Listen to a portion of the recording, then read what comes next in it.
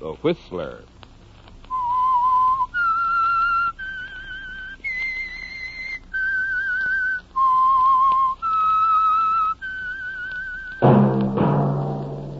Sit back and enjoy another strange story by The Whistler.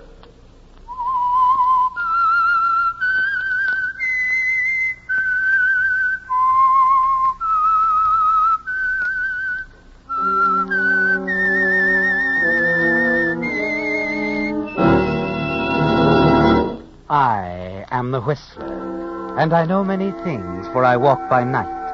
I know many strange tales, hidden in the hearts of men and women who have stepped into the shadows. Yes, I know the nameless terrors of which they dare not speak. And now, the Whistler's strange story. The Doctor's Wife.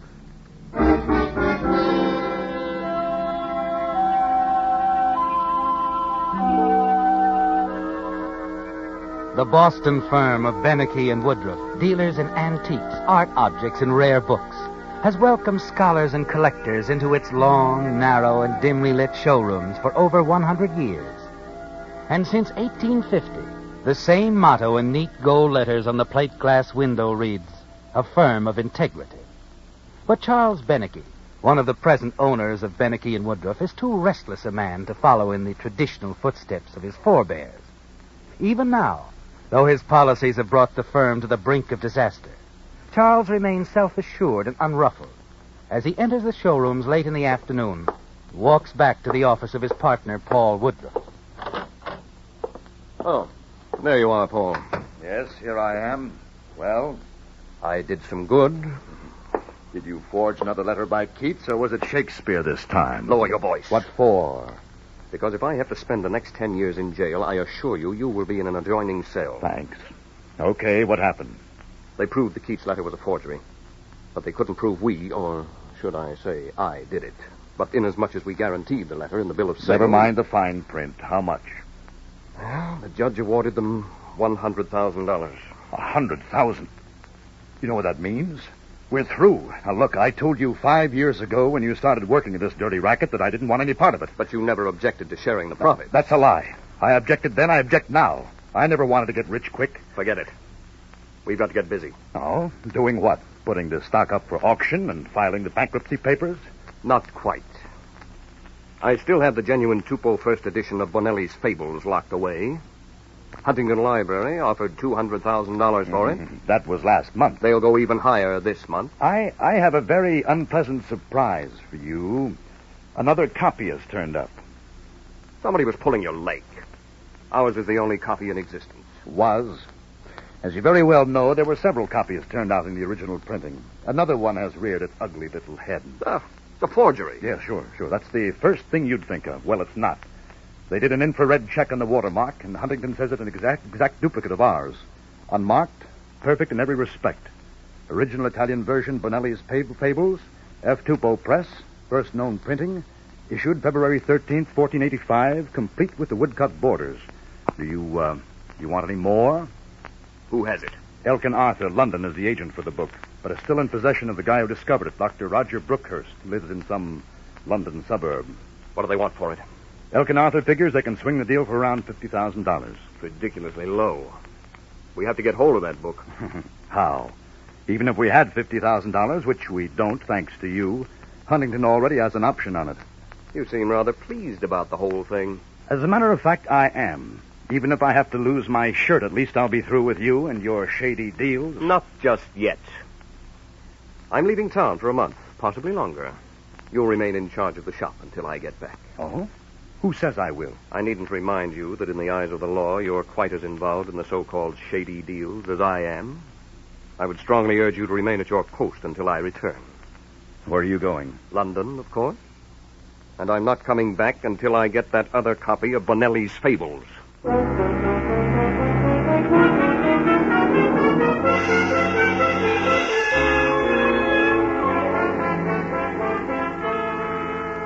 3 days later, you're aboard a World Airline Clipper, completing your trip across the Atlantic, aren't you, Charles? You lose no time sightseeing in London, do you? And after finding yourself in a quiet, fashionable apartment, you immediately put through a call to Dr. Roger Brookhurst. Hello? Dr. Brookhurst's office? It's Dr. Brookhurst's residence. I'd like to make an appointment to see him. The doctor's no longer receiving patients. Oh, well, I'm not sick. I wish to see the doctor on a business matter of extreme urgency. I'm afraid Dr. Brookhurst will be unable. Oh, please. I've come all the way from America to see him. I'll do my best. I can't promise anything, but you may call at the house tomorrow at 4.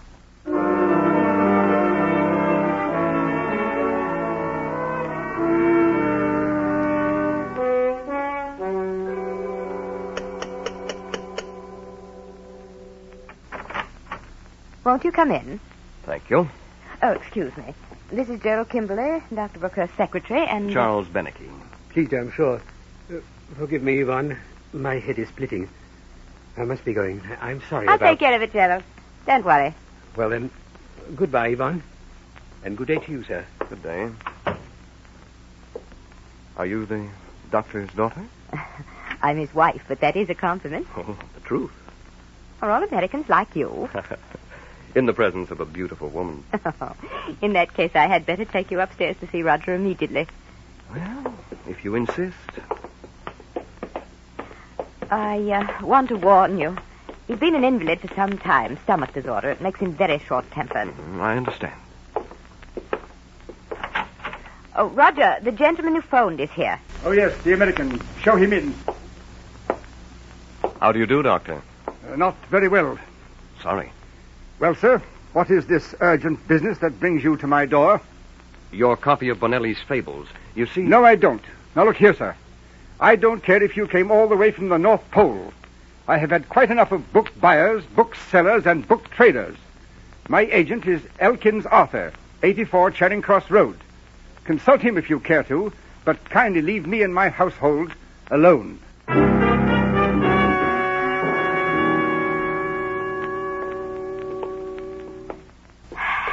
Well, I did tell you. Oh, no fault of yours. I try not to judge him, but cooped up with him day in and day out, well, it's just... Can't you ever get away? I can occasionally, but it's no fun by yourself. Well, why don't you let me... Oh, no. I didn't mean to hint. After all, you're a complete stranger. All the more reason. Someone has to show me around London. I couldn't. Oh, nonsense. You can and you will. Let me take you out dancing somewhere after dinner tomorrow night. And you can get away, can't you? Easily. But do you really want to? Oh, very much. Well, all right, I'll do it. Thank you. And I'm certain that neither of us will regret your decision. Yvonne. And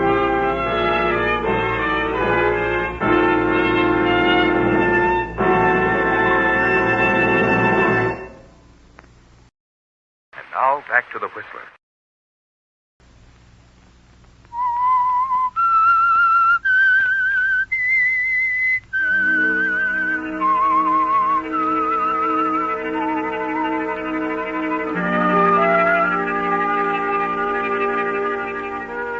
Well, Charles, it looked very bad when you first arrived in London. With Dr. Roger Brookhurst, the owner of the only other first edition of Bonelli's Fables, in very ill health and equally ill nature. It seemed as if you'd be completely unable to talk him out of his copy of the book, which you must have to ensure the value of the one which you and your partner in America now possess. But the doctor's wife is going to make a difference, isn't she? You two get along beautifully the first night that you take her out, don't you? Dining in a secluded restaurant, dancing afterwards, and then a romantic stroll along the Thames. You don't even mention the precious book until you're riding home together in a cab. I don't know when I've enjoyed myself so much. Oh, it has been a splendid evening. You know, I can't see how a woman of your beauty endures Oh, that... don't say it. I am married to Roger, and it's not his fault. Well, all the same, I don't want to think about it. Very well. This evening has been very strange. I feel as though I'd known you for years. And I've missed you for years. Charles, I... What are you trying to say? Nothing. Let's keep it light and gay. All right. Let's discuss the subject you've avoided all evening. I can't think of any. Remember I came to London to get my hands on a rare book? Oh, that. Yeah? How do you know I haven't taken you out for a purpose? I have had fun just the same. Oh, you little idiot. Tell me, has your husband told you anything about the value of his Bonelli's fable? No, he never discusses business affairs with me. It's worth quite a lot of money, you know. Really? Yes. As much as 10,000 American dollars. That much? Honestly? That's right.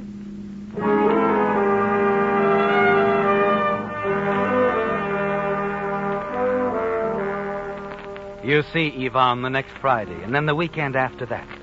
You're sure she's in love with you, Charles, and you're sure she loathes her husband. But you have to find a way of bringing it out into the open, of taking advantage of it to get that book. Luck is with you there, isn't it, Charles? Or on Wednesday evening, as you walk hand in hand down a quiet lane, Yvonne turns to you. You won't think I'm vicious, Charles, if I... I know you're not. It's about Roger. I can't stand it another minute. Day in and day out, jailed in that old house with that nagging invalid. I'm sorry. It's not his fault. But you can't help what you feel. It's true, I can't. I'm young and I want to taste life. Of course you do. Do you care anything about me at all, Charles? Don't lie or pretend, please. I love you, Yvonne. You're not just saying that to get hold of that old book, are you, Charles? Yvonne, the book is important to me. I'm short of cash at the moment, and the client I represent will give me a handsome bonus for getting it, but, well, it has nothing to do with my love for you. You don't have to explain. Oh, darling, what can we do? Why don't you take the confounded book and run off with me? The devil take it all. I want to. I wish I could. Well, why can't you? The scandal would kill my family. Well, sometimes, Yvonne, we have... No, Charles, it won't work. There must be some other way. If I could get a divorce, I'd... Oh, well, that's impossible, isn't it? Under the circumstances, yes. But you've got to help me, Charles. There is another way. What do you mean? It could be done quickly and safely. No one would be the wiser. No, Charles. Your husband is in a great deal of pain, Yvonne. No, not murder. Don't forget I mentioned it. Perhaps we'd better say goodbye. No. Wait. How would we do it if we decided to do it? I assume Roger uses sleeping pills. Yes. A few extra in his glass of milk or tea, And it would be all over. Yes. Roger could leave a short note behind, explaining why he did it. Oh, but his handwriting. I've spent a good part of my life studying original manuscripts and letters. I'm something of an expert on handwriting. I see. Oh, but I'm afraid, Charles. I'm very afraid. Come here, darling. Please hold me close, Charles. Hold me tight.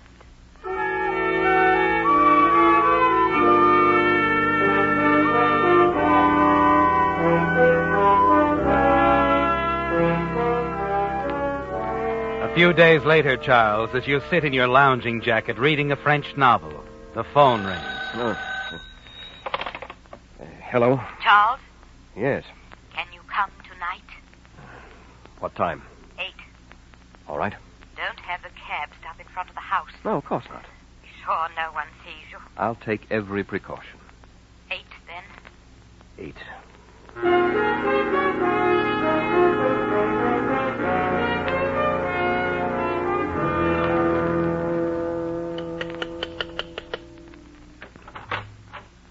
I was afraid you wouldn't come. You know I wouldn't let you down.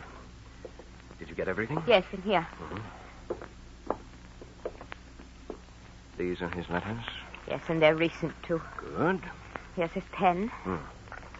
Is this his usual stationery? Yes. Let me do a little practicing on this scratch pad. Huh? Yvonne? Yvonne? Yes? Yes, Roger? Is there anyone down there in the sitting room with you? Not really, Roger. Not really. Now, what does that mean? Is there anyone down there or not? I heard voices. Only a neighbor. Well, what does he want? Just to borrow a copy of the Times. Oh, very well. But you might tell your neighbor that subscriptions are available at the Strand. Yes, Roger. And bring up my tea, please. In a moment. Now, Maybe we shouldn't go through with it. slip the sleeping tablets into the tea. What about the note? Are you sure? It'll be perfect. All right, then. Yvonne! Yvonne! Coming, Roger.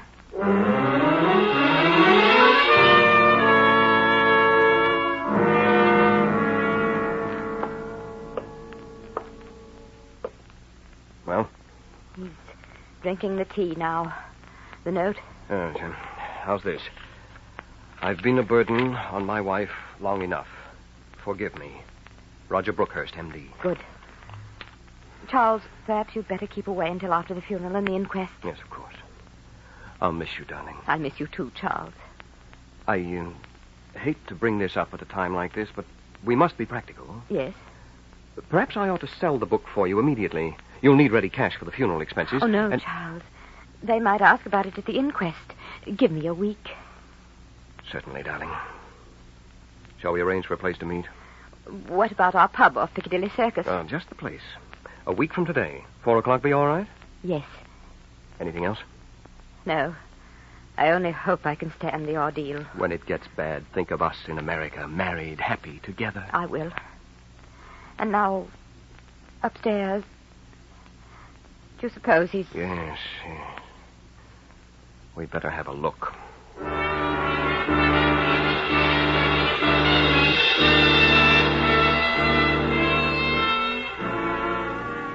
The days that follow seem endless, don't they, Charles? You scan every edition of the newspaper, but all you find are short paragraphs in the back pages, stating the simple facts of Roger's death. You fight to keep from phoning Yvonne, and the week finally passes. You find yourself at last in the pub off Piccadilly Circus for the 4 o'clock appointment with her. You wait for her nervously, and suddenly she's there, sitting down beside you in a black gown.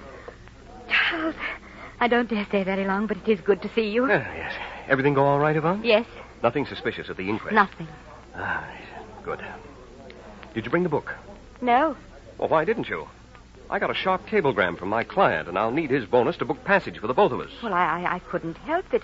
There were a million details. Tomorrow, Charles, I promise. Well, I'll meet you in the morning. Better make it afternoon. Why?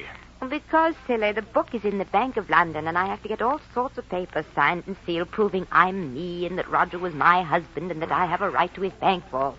All right. At 3, the Bank of London. Mm-hmm. I'm sorry. I'll see you tomorrow. You're not cross with me? No. You still love me? Oh, you know I do. 3, Bank of London.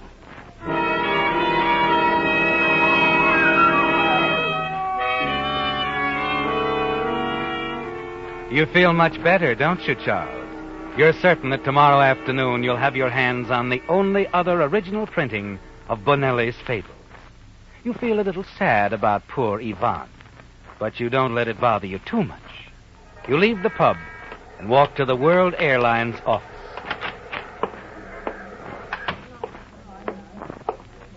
Can I be of service, sir? I wish to book passage back to America. Boston. Oh, yes, sir. We have a flight leaving tomorrow night at 9. I'll take it. How many in your party? 1. As you're Just about a to moment, get your sir. ticket, you suddenly hear a familiar voice from another ticket window close by. 2 for Paris. Yes, they'll do. I'm in a hurry. Here. You can only catch a glimpse of her back, but you're sure it's Yvonne. Your ticket, sir? Hold it for me. But, sir, I'll be back. You rush out after her, but she disappears into a waiting car and drives off. Desperately, you look up and down the street. Cabby! Cabby!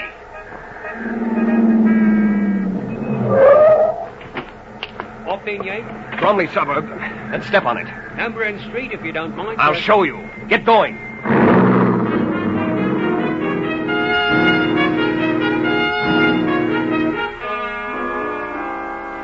You have the driver let you off a block before Yvonne's house and walk the rest of the way. As you approach, you see Gerald Kimberly, the late Dr. Brookhurst's secretary, drive off in a roadster loaded with suitcases. You're afraid you're too late, aren't you, Charles, as you rush inside the Brookhurst residence. Gerald, darling, is that you? I'm in here. The rest of the bags are packed. I'm getting the book out of the safe. Hello, Yvonne. Charles. Surprised? Yes. I didn't think you could do a thing like this after all we went through. Didn't you know? I thought the lady loved me. No crocodile tears, Charles. I was onto your game from the first. What do you mean, game? Oh, come off it, Charles. Imagine trying to tell me the book was worth $10,000 when poor Roger was giving it away at $50,000. You knew. All the time, you knew. What did you take me for anyway, an innocent little fool? Well, now you know much better. I'll take that book. Oh, no, you won't. You'll get out of here. Gerald and I are going away together. And if I have any more difficulties from you, I shall call the police. You wouldn't dare. Why not? As I remember it, you forged a suicide note. Listen, Yvonne. This is wrong. I love you, Yvonne. Don't lie. Besides, if it were true, it would do you little good. Gerald and I have been in love for years, but he couldn't bring himself to do away with Roger. So that's why you let me. You used me. That's right. I'll take that book, Yvonne. No, you won't. Let go of me. Too bad, Yvonne. You could at least have had your life. And Gerald.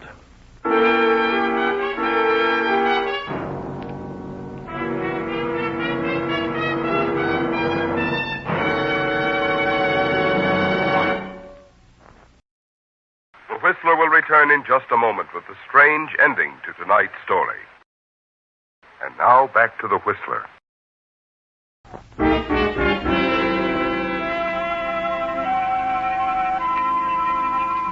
It was over quickly, wasn't it, Charles? With Yvonne dead, you were able to take the book, dispose of your gun, and leave the house without being seen. Then you hurry to the transatlantic telephone, talk to your partner in Boston, give him some hurried instructions. You're certain you can expect a visit from the police, probably soon. And after talking with your partner, you're sure you're prepared for them, aren't you? Yes. You own an identical copy of the book. It's a matter of public record in book catalogs throughout the world. You're sure all you have to do is say that this is your copy of Benelli's Fables. Both volumes are identical, aren't they? Even the printing errors, the flaws in lithography. And no one can know that your copy of Benelli's Fables is locked in the safe of your office in America. It's a risk, but only a slight one which you will have to take. You jump at the sound of a knock on the door. You wonder if it can be the police so soon. Quickly, you slip the stolen book from your briefcase and put it in a desk drawer and lock it. Coming. Yes? Who are you? I'm Inspector Kramer of Scotland Yard. May we come in? Oh, please do. Sorry for the delay. It's quite all right. Well, sir, I am here about a murder. Murder? Yvonne Brookhurst was found shot to death 2 hours ago. This is a shock. Rare volume was stolen by the murderer. Bonelli's Fables? Yes. We understand from Mr. Gerald Kimberly that you were most anxious to get the book. I certainly was. It's an original edition. I have the only other copy. I have it with me, as a matter of fact. Our ownership is a matter of official record, if you care to investigate. How do you happen to bring your copy with you, as valuable as it is? Well, with both copies in my possession, I could ask and get any price for either. Or both. I'd hoped to sell them, either here or at home. Yes, and it still seems strange. You're more than welcome to communicate with my partner in the States, Inspector. He'll verify everything I've told you. The fact that this is our copy, the reasons why I brought it with me. Yes, we may get around to that. Meantime, may I see your copy? Yes, of course.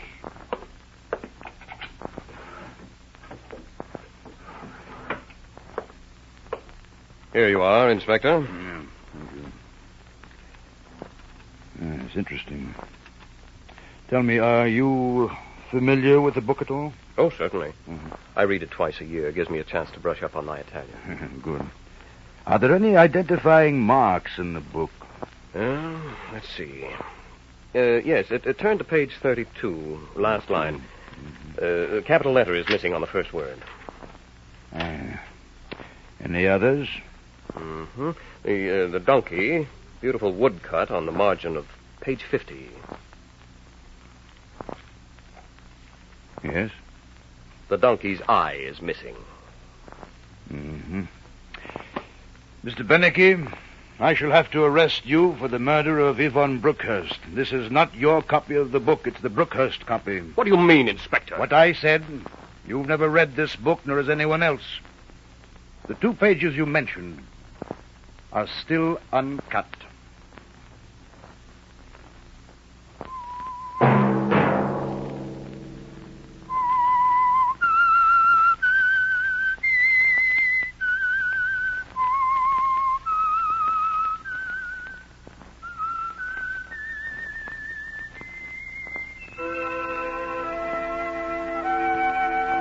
Let that whistle be your signal for the Whistler each Sunday night at the same time.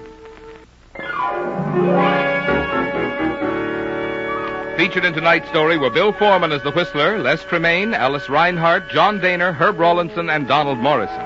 The Whistler was produced and directed by George W. Allen with story by Meyer Dolinsky, music by Wilbur Hatch. Remember to tune in at the same time next Sunday when the Signal Oil Company will bring you another strange story by the Whistler entitled Man on the Run, in which a killer takes dangerous and breathtaking chances in an attempt to elude pursuit. Marvin Miller speaking. This is the CBS Radio Network.